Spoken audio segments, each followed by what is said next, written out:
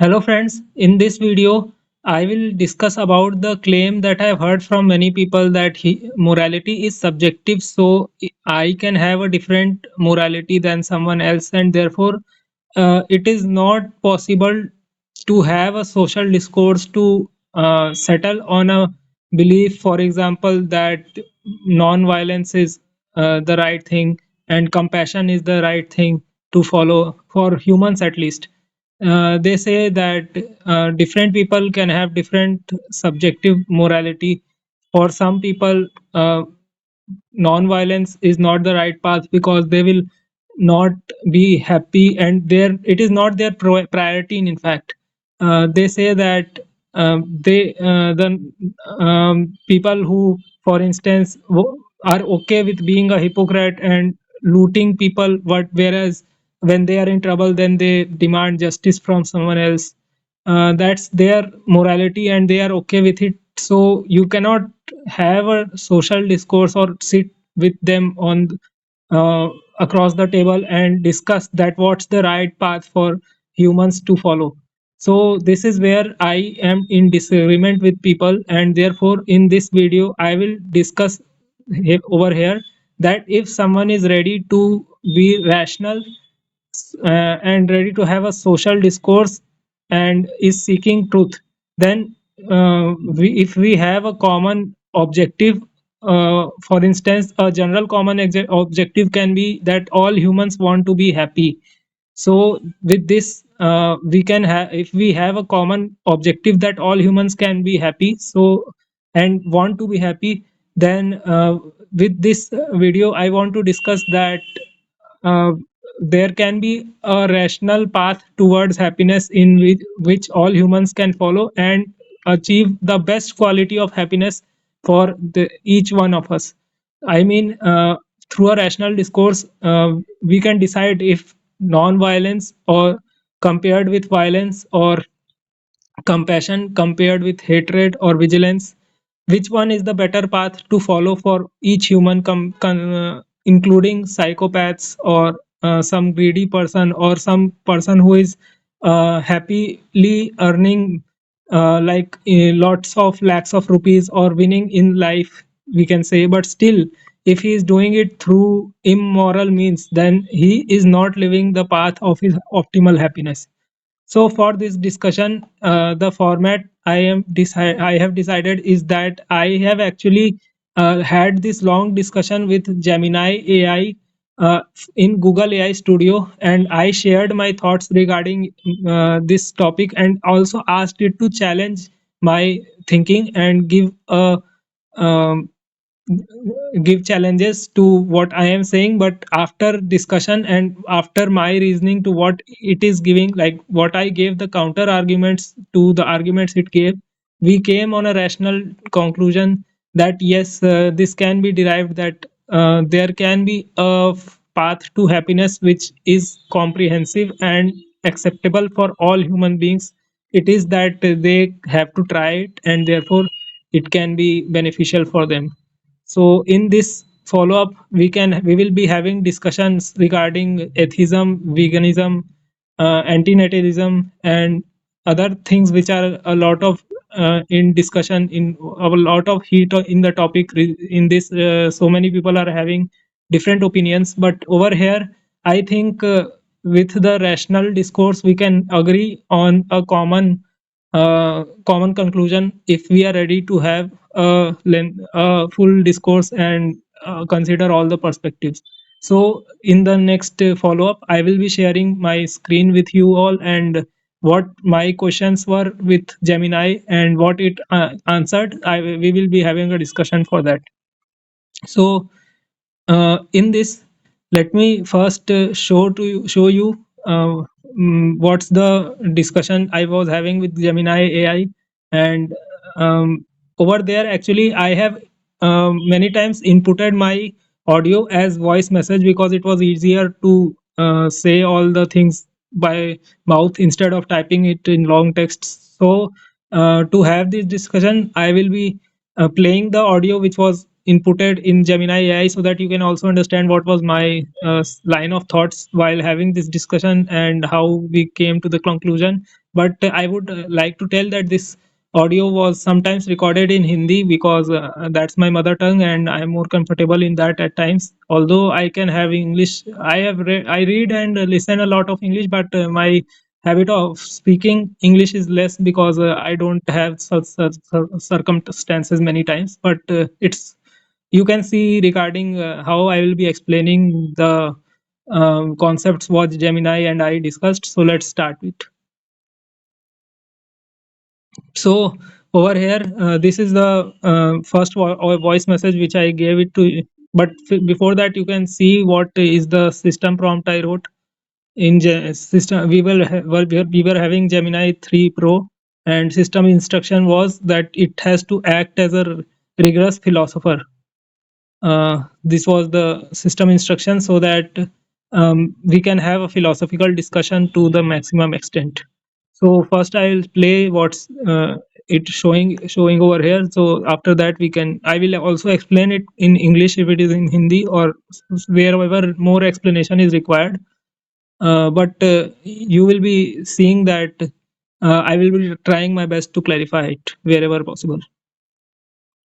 Humans के अंदर primitive जो एनिमल इंस्टिंक्ट्स होती हैं सर्वाइवल की, ह्यूमंस सिर्फ उतने से नहीं चलते हैं, ह्यूमंस इससे इसको over I just changed its speed to 1 so that you all can be comfortable in hearing, because some people may be already playing it at higher playback speed, so it will be difficult for them to hear it. Humans के अंदर primitive जो animal instincts होती हैं survival की, humans सिर्फ उतने से नहीं चलते हैं, ह्यूमंस इसको ओवरराइड करके इंटेलेक्चुअल बेसिस पे भी डिसीजन ले सकते हैं. इसीलिए ह्यूमंस विलिंगली अपनी जान को दांव पे लगा के देश की रक्षा करते हैं सोल्जर्स के फॉर्म में, या फिर कुछ लोग सुसाइड करते हैं. वो इसीलिए करते हैं क्योंकि उनको आगे का जीवन में दुख दिख रहा है. लेकिन ये मैं कहना चाह रहा हूँ इससे ये साबित होता है कि जानवरों में तो हमेशा सर्वाइवल चलता है, लेकिन इंसानों में सर्वाइवल से ज़्यादा वो इंसान सर्वाइवल से ज़्यादा अब इंटेलेक्चुअल कैपेसिटी उनकी डेवलप हो चुकी है, एटलीस्ट तब तक जब तक सोचने की कैपेसिटी है उनके अंदर. इसके आगे मैं ये बात पूछना चाहता हूँ, मेरा ये सवाल ही है पूरा. इसके पहले वाली बात भी मेरा सवाल ही है, ऐसा नहीं है कि मैं इसको पक्के तौर पे बोल रहा हूँ कि ऐसा ही है. मैं ये सवाल पूछना चाहता हूँ कि इंसानों के अंदर जब सर्वाइवल की चीज़ें पूरी हो जाती हैं, मतलब रोटी कपड़ा मकान मिलने लगता है, ये समझ रहे हैं, तो लोग अपने या फिर ये कहूँ कि अगर कोई व्यक्ति अभी सर्वाइवल इंस्टिंक्ट्स पे नहीं चल रहा है पर इंटेलेक्चुअल वे में चल रहा है, मतलब सर्वाइवल इंस्टिंक्ट्स के ओवरराइट में, तब भी वो सर्वाइव कर रहा है रेदर देन सर्वाइव कर रहा है नहीं कह रहा हूँ मैं कह रहा हूँ कि जी रहा है रेदर देन सुसाइड कर लेने के, अगर छोटा सा भी उसके जीवन में तकलीफ आता है तो ये क्या कहीं ना कहीं एकदम फंडामेंटल में ह्यूमन इंस्टिंक्ट में जाए तो वो कॉन्शियसली या सबकॉन्शियसली ये रियलाइज़ करता है इंसान कि वो अपने जीवन को वैल्यूएबल मानता है, मतलब वो इसलिए जी रहा है क्योंकि उसको जीवन प्रीशियस लगता है. ये वो सबकॉन्शियसली या कॉन्शियसली जानता है, बाकी वो सब कुछ उसके अंदर से अपने फ्रेमवर्क निकालता है. आई मीन कि अगर कोई प्यार में जीना चाहता है, कोई करियर में जीना चाहता है, कोई ओलंपिक्स में गेम जीत के जीना चाहता है, कोई नोबेल प्राइज़ जीत के जीना चाहता है, वो कोई कुछ भी कर रहा हो, तो क्या वो एक्चुअल में ये सब चीज़ें तो माध्यम है जीवन जीने का, लेकिन सब इसके फंडामेंटल में क्या सबसे फंडामेंटल में जाके ये है कि वो अपना जीवन वैल्यूएबल मानता है. और क्या इससे बड़ा मेरा सवाल ये है कि क्या वो इसलिए जी रहा है क्योंकि अगर वो अपने जीवन को वैल्यूएबल मान रहा है, वो इसलिए क्योंकि कहीं ना कहीं वो जीवन जो उसे मिला है उसको वैल्यूएबल मान रहा है, तो इससे ये लॉजिकली डिड्यूस हो रहा है कि वो कहीं ना कहीं जीवन को वैल्यूएबल मान रहा है, सेंशियंस को वैल्यूएबल मान रहा है। क्या ये डिड्यूसेबल है? या फिर ये कह सकते, या फिर जो लोग अ, अपने मतलब के लिए जीते हैं, वो लोग जो सिर्फ ऐशो आराम के लिए जीते हैं या फिर कोई दूसरे चीज़ के लिए, क्या अब उनके अंदर ये बीज ही नहीं रहता है? क्या उनके अंदर ये बीज, क्या ये, मैं ये पूछना चाह रहा हूँ, क्या ये बीज होता है सबके अंदर फंडामेंटली, कि वो जीवन शुरू यहीं से कर रहे हैं कि जीवन को फंडामेंटल मान रहे हैं, जीवन को प्रीशियस मान रहे हैं, और वहीं से उनके सारे आगे की चीज़ें निकल रही हैं? या फिर ये बीज ही नहीं होता है लोगों के अंदर, और वो कुछ और, कोई भी कुछ भी मीनिंग पकड़ के चल देता है? ऐसा है क्या? You may be a philosophy scholar or a professor or a teacher, and the student is asking you this question, what he has in mind. So you have to answer it maybe in English. Okay, so over here, I was actually first asking it that many people mostly derive philosophy or psychology only on the basis of animalistic instincts in humans. They consider humans as just a part of the animal species. But over there, in animals, we don't see self reflection and the capacity to see the consequences or um, see it outside of ourselves. Just in animals, it is only that they recognize themselves as their world and take their decisions based on that. But in humans, we have the capacity to also see the things keeping us apart from being the self-centered. Apart from being we can avoid being self-centered and be a neutral observer of the things, and therefore we can override animal instincts to some extent. Because uh, what I wanted to say over there, that humans also do things which are not directly connected to the consequence of being part of the animal kingdom. For example, many times we take risks with our life when we are sacrificing ourselves for the nation, or many times we end the life for when we see no hope. So that things are not done in animals because they are more or less not able to reflect or contemplate on their actions. And I was saying that we shouldn't apply all the time human psychology with animal instincts, and there is more than animal instincts in human psychology. And secondly, I wanted to ask it that we are not just considering our life important, because many people say regarding that people don't realize that they see their life important, but they create the purpose for their life. For example, to become let's say a singer or a footballer or a very rich person. But those things are more of the medium to uh, live in the life, rather than the very fundamental question of why you are living. So I felt that the seed of the very fundamental uh, of why a person is living his life is that he considers his life to be precious in some sense.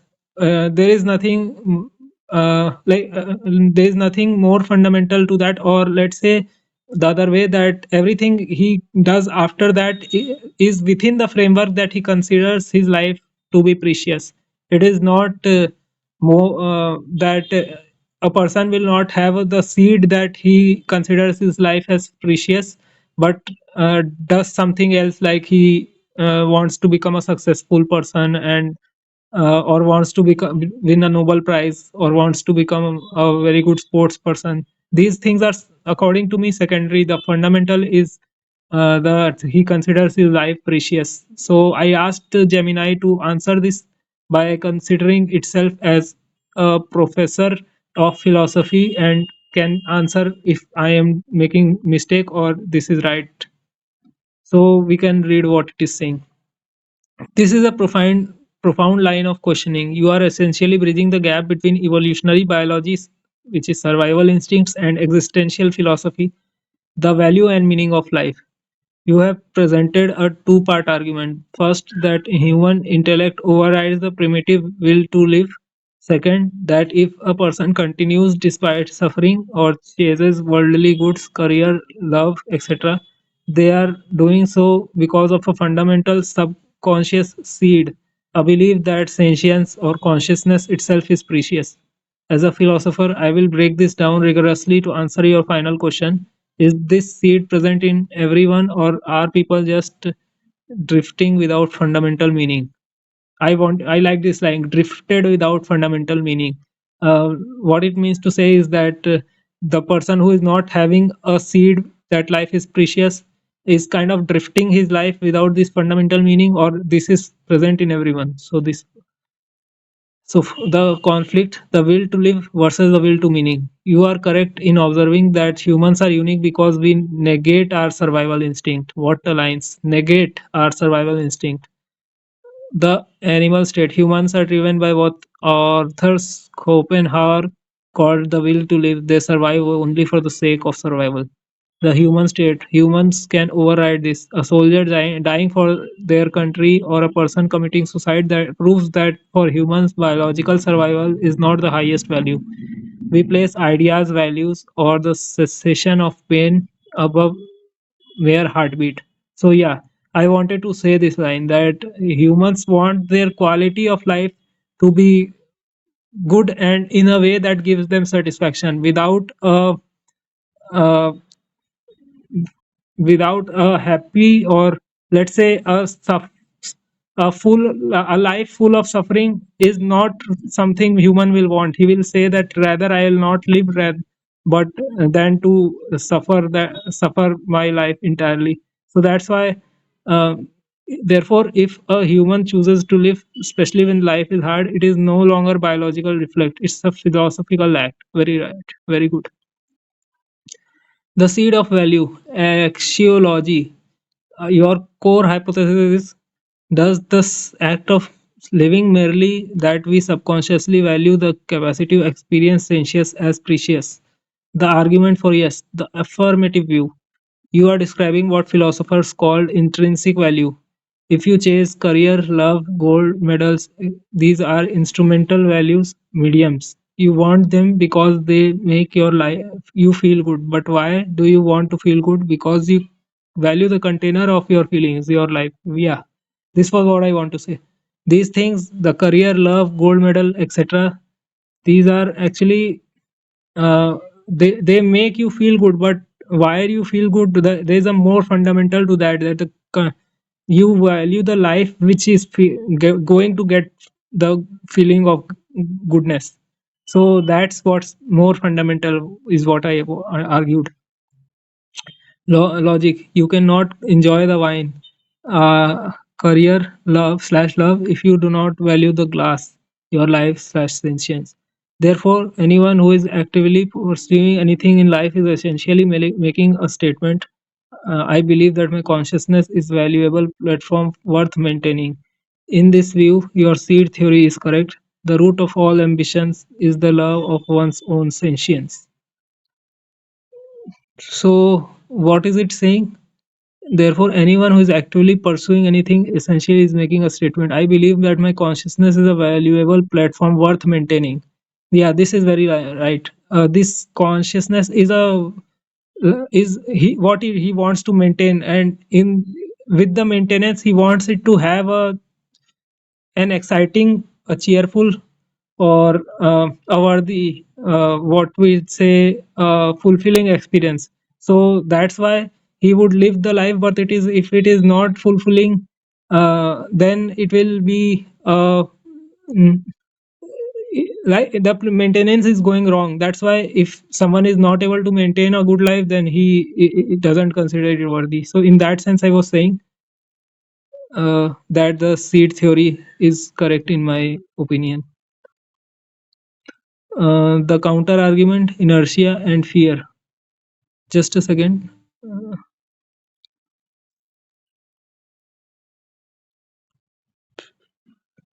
Yes, the counter argument, inertia and fear. Let's see the counter what it gives to my argument. However, to be rigorous, we must ask, is it possible to live without that need? Is it possible that the seed is missing and people are just going through the emotions? Uh, so many philosophers, particularly Albert Camus and Friedrich Nietzsche, would argue that just because someone is alive doesn't mean that they fundamentally value life. Habit of living, Camus famously said, we need we get into the habit of living alone, living before we acquire the habit of thinking. Many people continue to live not because they think life is precious, because it's of biological inertia or fear of death. The fear factor. A person might hate their life and find no value in sentience, yet they do not continue to commit suicide. Why? Because they value life, but no. Why? No, not because they value life, but because okay, let me scroll it above.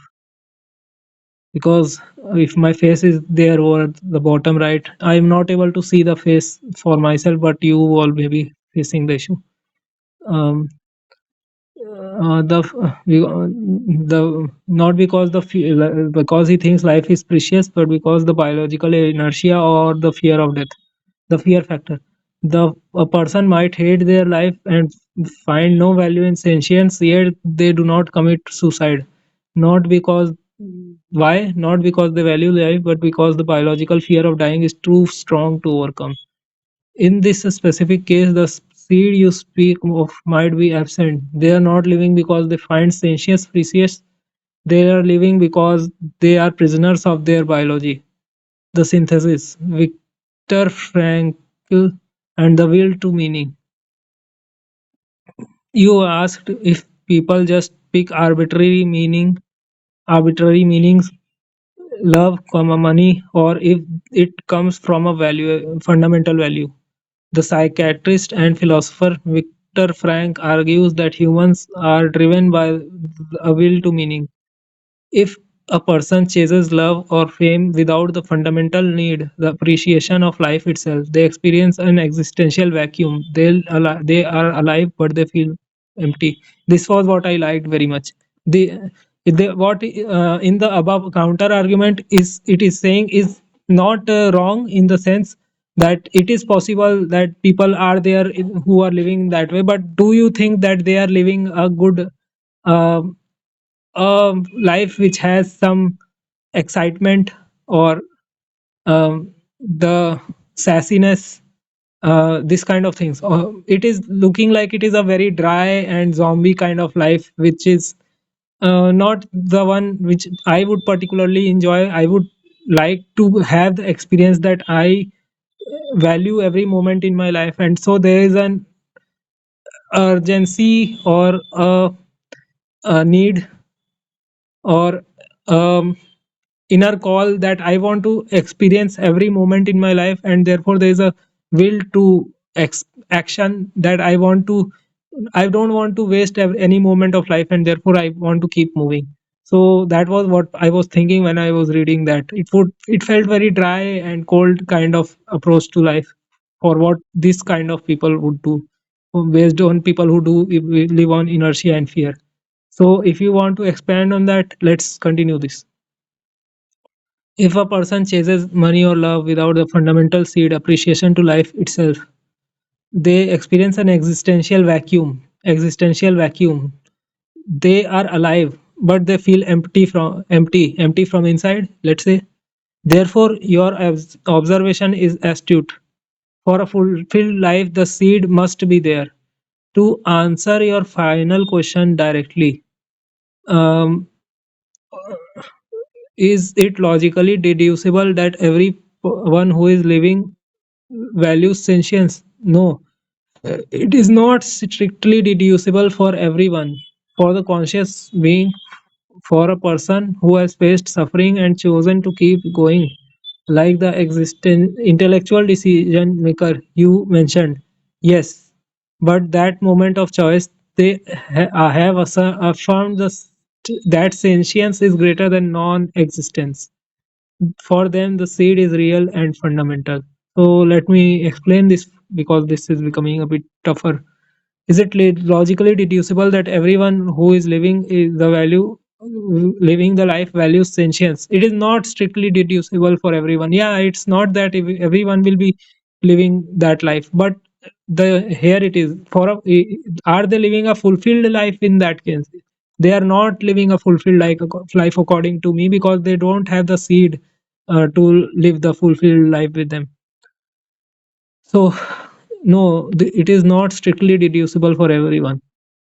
For the conscious being, this was uh, someone who has faced suffering and chosen to keep going. See, everyone at some point or another faces suffering, but they choose to keep going. Otherwise, they will land in depression or they will finish them. Like they will, after they land in depression, also they will go to that finishing path itself.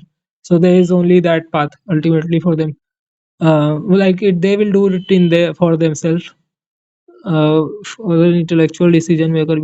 Yes, in the moment of choice, they have affirmed that sentience is no greater than non-existence. Sentience means the the in let's first see the meaning of sentience because it will be in something important.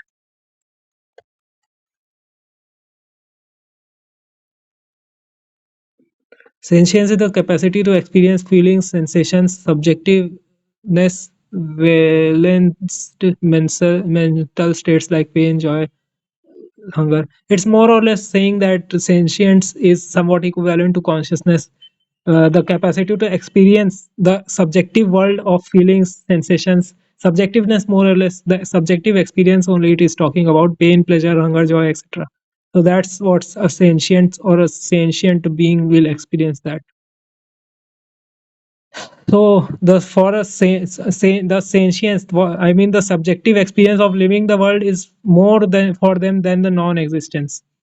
No, the non-existence means the the option of not existing means not having any subjective experience means finishing the existence or subjective experience. For them, the seed is real and fundamental. For the unconscious drifter, for the person living on autopilot, chasing money or pleasure without reflection, the seed may be dormant or non existent.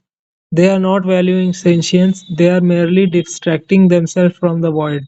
They are using mediums, career, love, etc., to hide from the fact that they haven't found a fundamental reason to exist. What a line! They haven't found the fundamental reason to exist. This unconscious drifter, you mean, you know the meaning of drifter? A person who is continuously moving from place to place without any fixed home or job. Like it is saying they are not having any spirit or spark to live inside, but they are just continuing it without any self reflection. For the person living on autopilot, chasing money or pleasure without reflection, the seed or maybe dormant or non existent. It may be that they are not having the seed or they haven't much focused upon that, so it is very in dormant state. They are not valuing sentience, they are merely distracting themselves from the void. There is a void present inside them because of the non focused or non bloomed seed. That seed of life hasn't bloomed inside them, so they have a void inside them, so they live their life distracting themselves from it all the time, that void, from the void. So they use these mediums like career, love to hide the fact that they haven't found the fundamental reason to exist. So they live like a rat race that they won't stop and self reflect because stopping would cause them to feel the presence of the void. So they want to keep on being busy and don't enjoy the slowness or contentment in life. They will just keep running and no from start to end and then like live it like a fast forward movie. Your theory is philosophically sound regarding the authentic human experience to live truly rather than just to survive. Truly live rather than just to survive. One must subconsciously or consciously agree to the premise that being is better than non-being. That what I wanted to say is that a person who doesn't agree to uh, agree or do knows this subconsciously, whether they have thought about it very deeply or not, but they know think about, they have this established subconsciously that b- being is better, like the sentience is better than not existing for themselves. Otherwise they will later, sooner or later, go in depression, or find it very hard to um, pull their life in daily activity, because living is also an exerting activity. You have to continuously expend energy and bring out for yourself, that you bring some food and protection and shelter, and protect yourself from calamities. All this takes effort, so like it will be no reason for them to continue with that effort, so it will become very much like they are dragging that life. So I don't think that's a very good way to live. That the logical yes to life is the seed. Those who do not have it, or often the ones who, despite having roti, kapda, makan, food, clothes, shelter, fall into deep nihilism and despair, because they have the means to live but no meaning to live for. Yeah, those who have the basic necessities fulfilled fall into nihilism and despair, because they have the means to live but no meaning, like they will not have any reason to live. And we despair, you can see the meaning of this also. Nihilism, philosophical rejects all accepted fundamental aspects of human existence, such as this is like here it means nothingness, and in this context it means nothingness, and an absence of everything, and void kind of thing, and despair, you can see the state of having lost all hope. So there will be nothing that will make them rise up in the morning and uh, have a motivation to continue. So uh, that's what I wanted to say regarding this.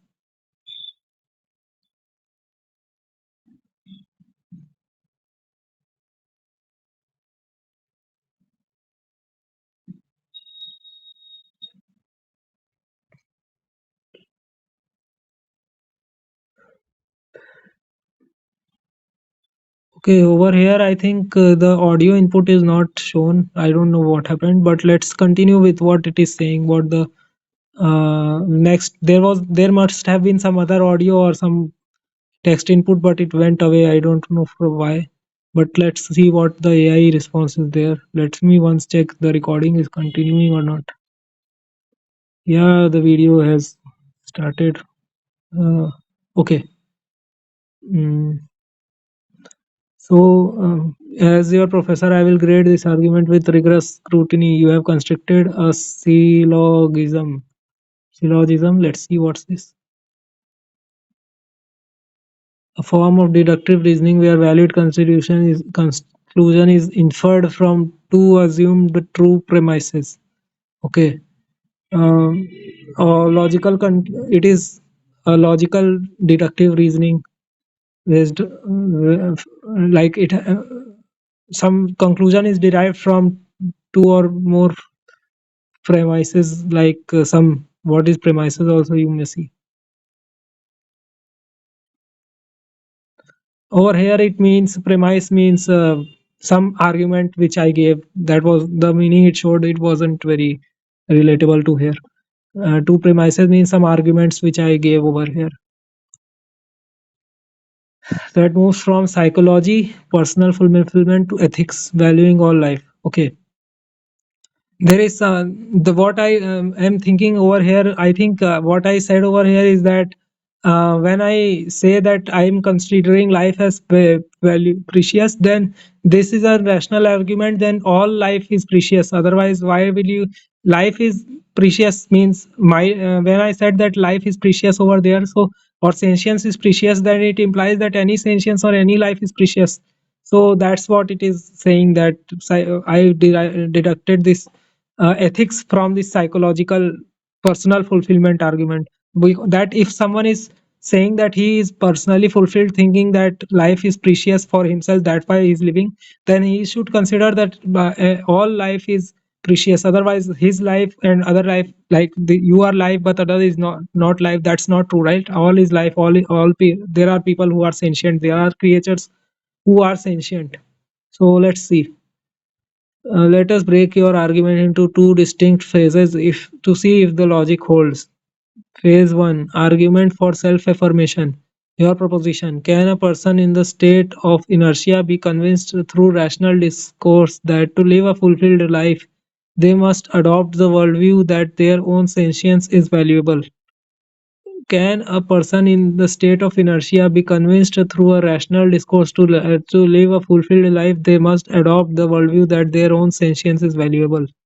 Yeah, over here with the one which we were discussing earlier, that the dark way to live in which you do have no seed of considering the life is precious. Over there, can we have the um, can we have a rational discourse with that person that if he wants to live a life, he has to adopt a worldview that the sentient his life is sentience, and therefore he will, by adopting this worldview, he will be happy. I will discuss more about this, but let me see what over here it is saying. My assessment: yes, this is logically sound. This is a foundation of many therapeutic and philosophical frameworks, from Stoicism to logotherapy. The premise: you cannot derive satisfaction from a process you deem meaningless. The premise: you cannot derive satisfaction from a process you deem meaningless. Uh, Satisfaction from a process you deem meaningless. Yes. If you consider something as waste of time, or nothing is important doing this thing is not important, then when you are doing that, then you don't feel satisfied at doing it, right? So in the contrary, this is saying over here, you cannot derive satisfaction from process you deem meaningless. You want to derive satisfaction from a process, then you have to consider it meaningful in some sense. If so, the evidence: if a person drags through life without the seed, valuing existence, then they suffer from what we discussed earlier, the existential vacuum, the void which we were discussing earlier. That if he has some existential vacuum with himself, the existential void, that the void of having no seed, then they suffer from uh, in such scenario. If the person drags through the life without the seed, they suffer from what we discussed earlier, the existential vacuum. He will be suffering from that void or existential vacuum if he is not having any seed with him. Therefore the goal is fulfillment, which is a rational goal for any living organism. We as humans at least want to live a fulfilled life, right? We have to want to have a sense of fulfillment in life. So the necessary condition is the affirmation of life, to have a positive attitude towards life. So that's what is getting concluded over here with this. Rational discourse can convince a person of this because it is a pragmatic truth. If you want X happiness, you must adopt Y. The belief that that your capacity to feel is precious. Okay, rational discourse can convince a person of this because of a pragmatic truth. If you want X happiness, you must adopt Y. The belief that your capacity to feel is precious. So what it is saying over here, so you want fulfilled life, right? So the necessary condition over here is that have to um, you have to uh, mm, adopt a worldview where you see that this life, or the uh, capacity to have a sentience is precious for yourself. Then only you will have a fulfilled worldview. Otherwise it will be dragging. And I don't think this is no this is something you need to convince someone very much. If you ask them that what very deeply, you ask them that why do you feel that you are grateful for your life, like, I mean in the sense that why do you exist, why do you not live your life? So somewhere or down the line they will know that this subjective experience they have got once and for all. So because of that, it is a one time opportunity and they want to live it to the fullest. So that's why they consider that when they are having a subjective experience or experiencing the world, that's something important. Otherwise they would not care for it, right? But they care for it means they consider their life is precious. So the lead to universal sentience. Okay, let me see what how long this video has come. It is somewhat 40 minutes. Okay, we'll continue for some more time. um, the leap for universal sentience. If one identifies that their own sentience brings joy and is valuable, then it is the next logical step to identify that sentience is in general, um, in others slash animals is valuable. Over here I am saying that if sentience is joyful for you and is valuable for you, then it is not something that sentience is present in you itself, right? It is present in many creatures including humans and non-human animals.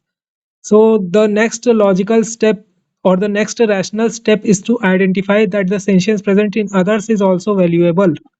So this is a philosophically danger zone. It is saying that there are counter arguments to this. You are attempting to bridge the gap between egoism, I matter, and altruism, everyone matters, using pure logic. Does the logic hold? It depends entirely on why the person values their own life. Okay, how do you like? There, it is saying that there are counter arguments to this idea that the if my life is precious, my sentience precious, then the next logical step or the logical step next step is to identify that every life sentience is valuable. This is a there are arguments against this viewpoint. So it is giving the both the arguments and the counter arguments. And why I am presenting it through the Gemini is because it gives a very good choice of words to speak. I may be knowing this concept in overview, but I cannot present it with the good words that the Gemini is presenting because it is acting as a philosopher. So its choice of words will be very accurate. So that's why it will be easy to explain over here. So scenario A, the property argument supports your view. If the person is convinced that their life is valuable because sentience is precious phenomena, then yes, the logic demands that they value it everywhere. Logic, if X is good because it possesses Y quality sentience, then Z is also good because it possesses quality Y. It is saying that sentience is present in X, so and it is good, then Z is also it is good for Z also to possess it because it contains the Y quality Y. Result, you cannot logically say my pain is bad, but your pain is irrelevant, because if badness comes from the nature of pain itself, then it is core argument of Peter Singer and utilitarianism. To be consistent, you must value all sentience. So it is saying that this argument, if I can experience that pain is bad, then say that pain itself is bad, and then your I have to account for the pain you are also experiencing, because badness is uh, attributed to the nature of pain itself. Like the we associate badness with pain itself. So if other person or other animal is feeling bad, feeling pain, then it is bad there also. So that's the argument I am saying. What extends because of my statement that sentience is in me is valuable, so sentience is in you is valuable. So now the counter argument is the possession argument refutes your views. However, a rigorous or opponent like an ethical egoist, uh, okay, however, a rigorous opponent like an ethical egoist or a follower of Max Stirner would argue that a logical next step does not follow. It is saying that the I am saying that my sentence is precious, then your is also precious. Is it doesn't follow over here. The logic they say, they might say, my life is not precious because it is sentient. My life is precious because it is mine. This is an argument many people will give in the more in the argument that morality is subjective. So I am saying that life is precious. When I am saying, then it is not logical that I have to consider every life is precious, because but over here it is saying that they are saying that the counter argument is that my life is precious because it is mine. uh, I give the preciousness to my life because it is for, it is mine, so it is precious. In this view, the value is subjective and possessive. The fact that you have sentience is irrelevant to me because I don't inhabit your consciousness. So it is a self-centered view, which is ethical, egoist.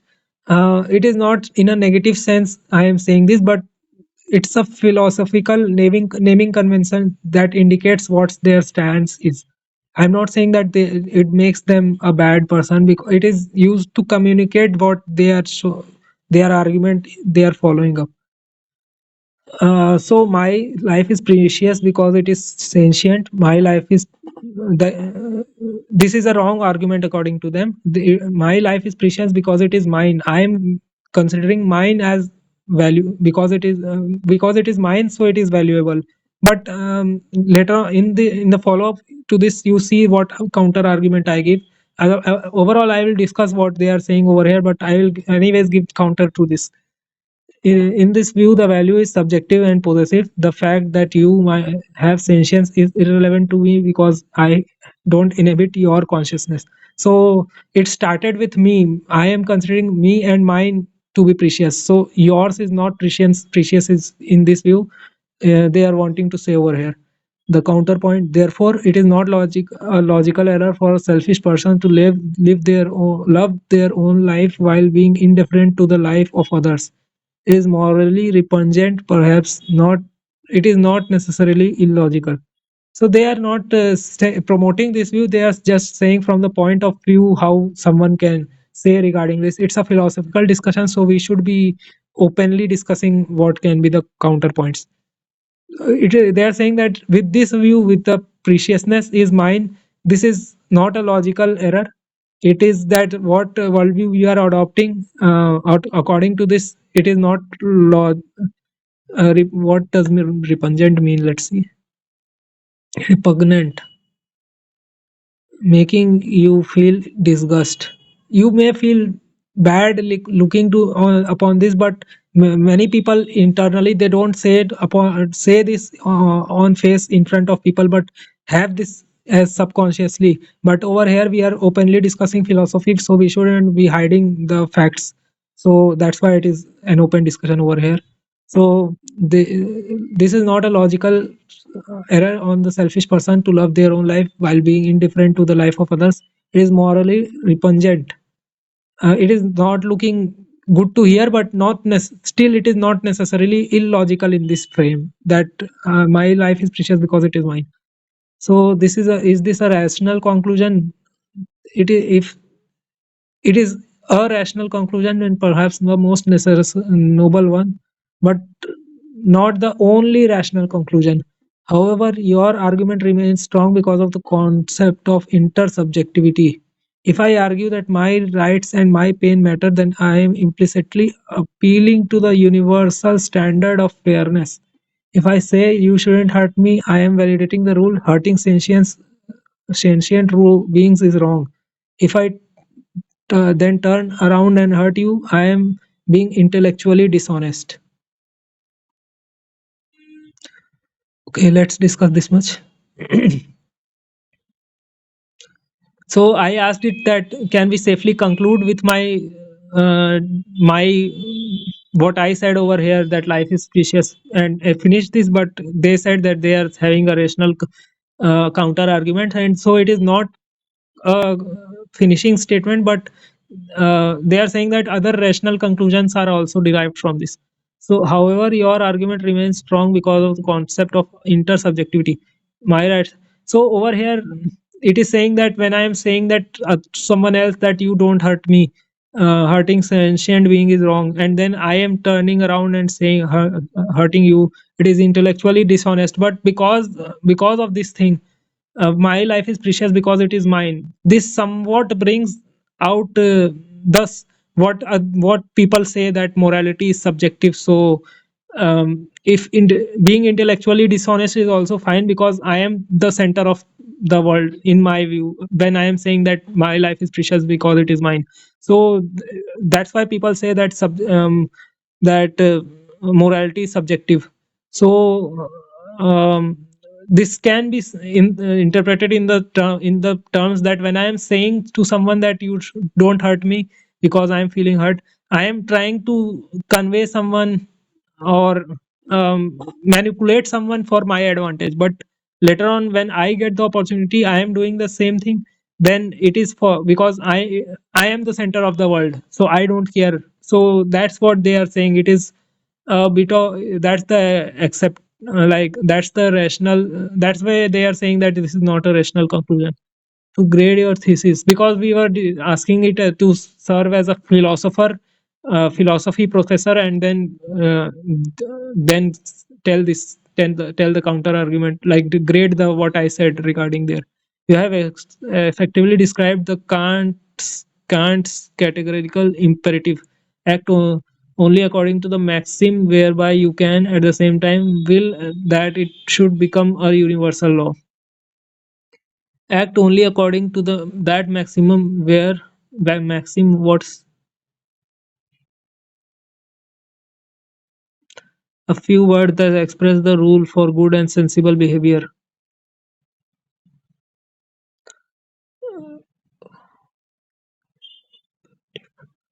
Act only according to the maxim where you can. A few words that express a rule for good and sensible behavior. Okay, where you can at the same time will that will that it should become a universal law. This is what my based on my initial statement it is saying. But if a person declines their value has their life has value and they want to be rational, they should extend that value to all sentient beings. It should it if they don't, they are living in a contradiction. I am special but no one else is. Yeah, this is what I want. I expanded somewhat later. You will see what I am saying about. Your argument holds up best if we assume that a personal person has intellectual consistency. If the person is pure narcissist, yeah, this was the word narcissist. I was saying the person is saying that I am okay being narcissist. Then what you will say? Logic will not force them to care about others. Like their logic will incorporate the narcissism will, and they will say by their logic that they are narcissist and it is fine for them because they say that my life is mine, so that's why it's precious. That was the seed for them what's coming out from where narcissism is arising. But I will contradict this later on. You see, will not force them to care about others. But for a rational thinking human being, yes, acknowledging the preciousness of one's own consciousness usually logically compels the recognition of preciousness in all consciousness.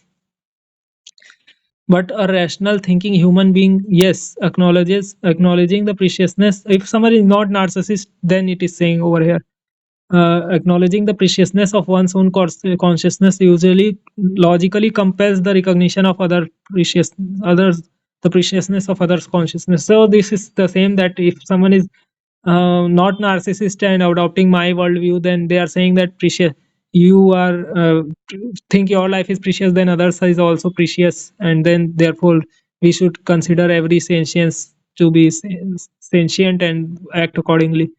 But regarding the scenario B, I have given the logical contradiction to this over here. So I'll play this and let's see what was there.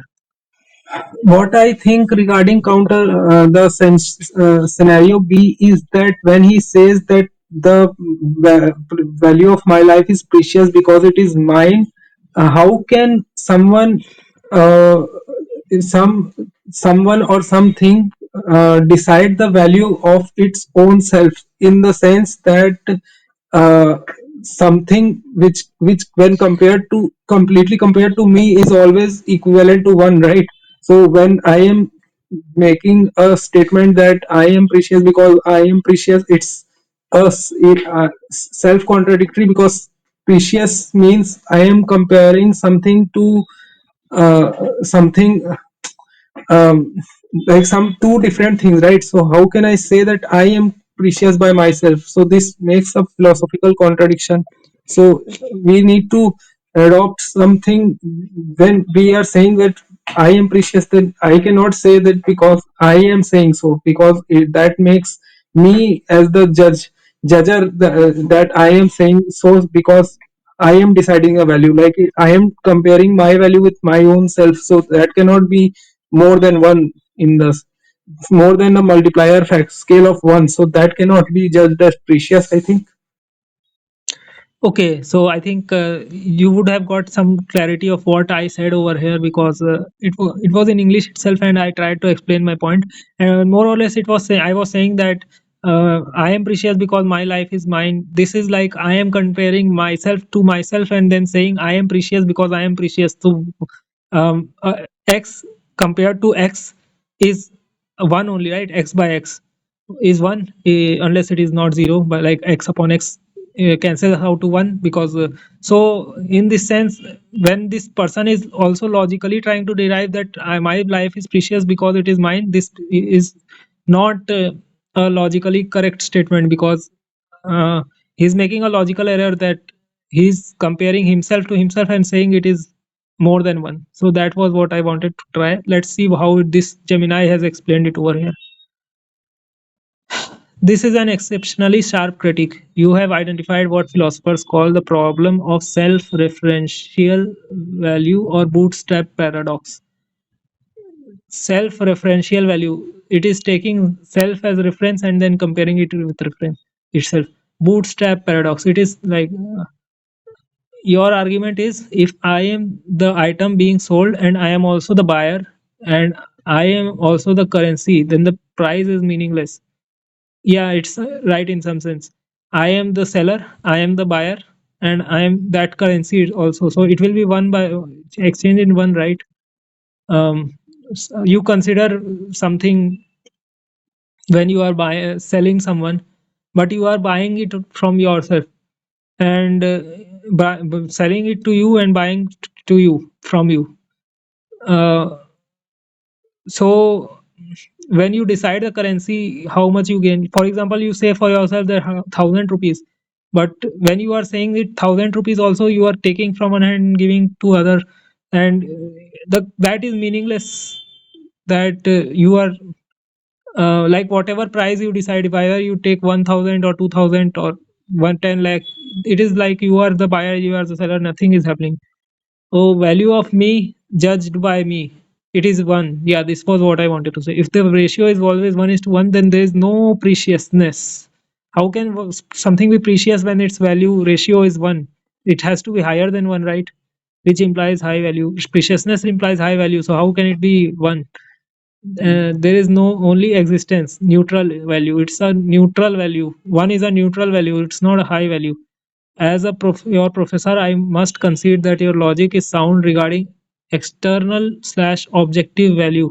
You cannot objectively claim you are precious solely based on your own opinion. You cannot say, this was what I wanted to say. This, you cannot objectively claim that you are precious solely based on your opinion. You cannot say you are precious because you are, it is you who is saying it. This is what I wanted to say. However, philosophers have found way to break this closed loop without needing an external god or society. We solve the scale of one paradox. Split self. You are not the one. Temporal alignment. Your calculation assumes that one equal to one self is a single static point. Existentialists like Sartre and Heidegger argue that the human being is not a static object like a rock. We are a trajectory. The you of right now, the judge, the you of the future, the potential. When a person claims their life is precious, they are not comparing their current self to the current self. They are comparing non existence to future possibility. The math, value equal to 1, potential future minus 0, value equal to, sorry, well, it wasn't written 1 over here. The math, value equal to future potential minus 0. Since future potential is an unknown quantity greater than zero, the value is positive. Rebuttal to your point, you are not judging yourself against yourself. You are judging being against nothingness. Nothingness is zero. Value of being is infinitely greater by comparison. Okay, let's see. The video is getting long over here. I see that it has passed 1 hour by now. So let me see how this goes as response. If the response to this video is good, you can show this by liking, commenting, hyping this video, sharing the video.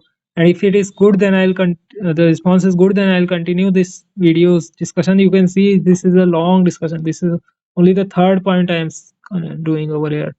Lot of points are here, lot of points were there, but I can guarantee you that after the end of the discussion, I gave all the rational counter arguments to this, to its to whatever argument it gave, and the debate settled that morality is necessary for a happy life. So we can continue this discussion, but before that, let me uh, since I showed the first argument, I'll show the answer to the first argument, and then we'll do the rest of the arguments in the next video maybe. So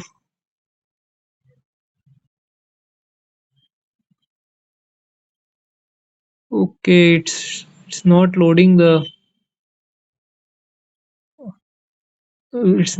audio for some reason. I have refreshed it, so maybe it will load the audio over here. Actually, I gave the audio input over here, or to one by one for all the points. I gave the audio input to this chat, and then it shared me the arguments. Maybe that's the reason it didn't show the audio which was there for the second one, which I said that it is not showing the audio over here. Let me see.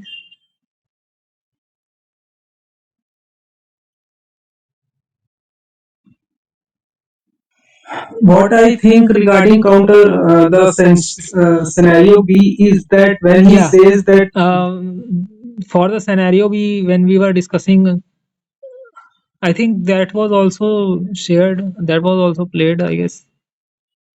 Okay. Third one. Fourth one was, we were doing the fourth one.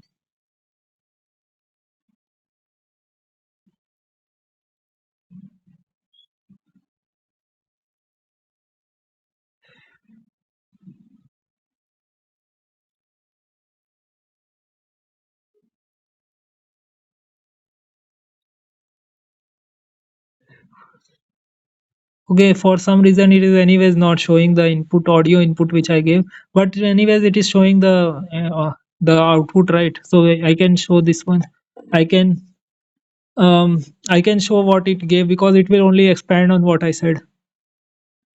This is a philosophical statement you are gonna. Okay, I'll continue this more elaborately for the next video, but for the first point I am showing you the variable x being greater than nothing.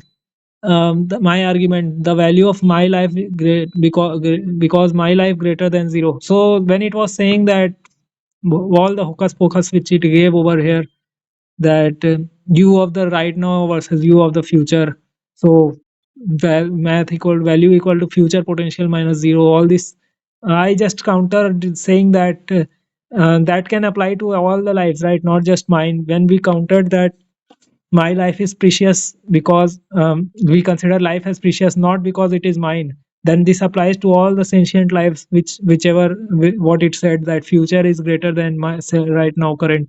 So that will apply to others also, right? I value as my life because my life greater than zero. My, if the formula is life greater than zero, then my is irrelevant. Yeah, this was what I was saying. Whatever it more or less gave over there, whatever counter arguments I applied the same, that we have it didn't contradict the fact that we are considering sentience as precious, so we are saying that life is value, the others life are also important. So whatever it said for my life, I just said it that that will apply to other lives also. So that was what I wanted to say, but it will, we can continue this in the other video. You are correct in the logic. This is called universalizability. If the logic x greater than 0 is true, then the true regardless of what specific number you plug into x as well as it's just saying that yeah, when it said that all that that my life is have future value is important, not the current. So future minus current is greater than 0, we are considering that. So that's the same applying to other life also. So that's what it's saying for the first point, and we can discuss the other points later on. But I also wanted to discuss regarding when we were talking about my life is precious. So because life is precious, over there I wanted to expand more about what is the basis of me saying that life is precious.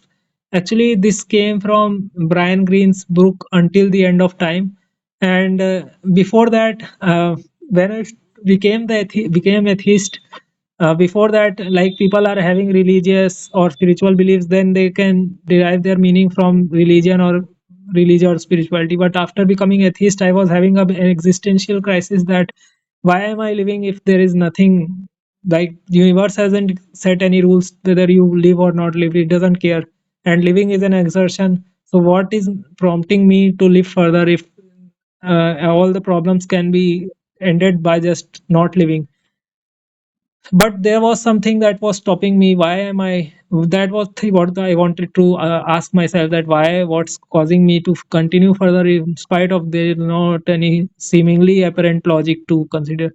But then I found the Brian Greene's Until the End of Time and his videos, in which he said that it life is not a balance sheet of pleasure and pain, that you see that if you are getting more pleasure than pain, then your life is valuable. Actually, the value of life is the presence of subjective experience of uh, the miracle of the objective world and an objective body able to give a subjective inner world to oneself, that he can uh, be able to experience joy, love, wonder, um, transcendence, emotions, and self reflectiveness, etc., out of a biologically evolved body which is just objectively pre- uh, wanting to continue its coherency as a body, that too out of inanimate particles.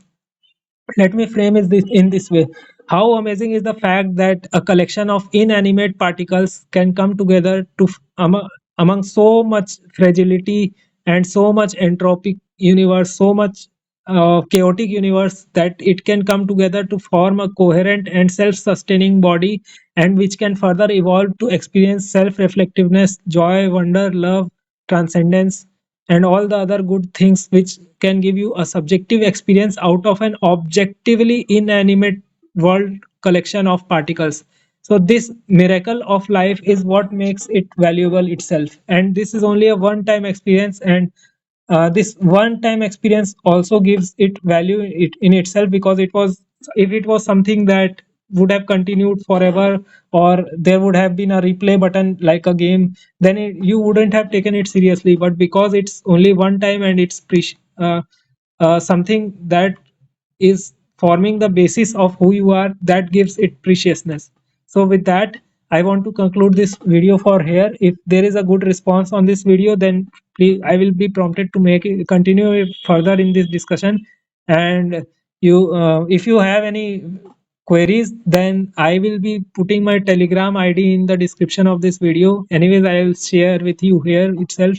It is my Telegram ID is Truth, Freedom, and Health.